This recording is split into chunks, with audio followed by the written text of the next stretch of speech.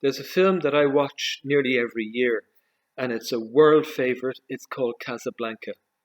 I love the character of Rick in it because he starts out in the film a really hardened person, but by the end, he's loosened up. You might say that at the end of the film, his heart is in the right place. One of the stories that we'll be hearing during the Sacred Heart Novena this year is the story of the widow of Nain. Jesus enters this town and encounters a funeral coming out, and he's deeply moved by what he sees, especially the grief of the people. He stops them and asks them who has died, and they tell him a young man. And this young man's death will leave his mother destitute because she's a widow. That's when Jesus does a miracle and raises him to life.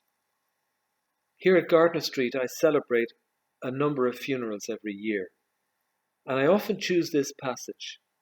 I don't choose it because of the miracle.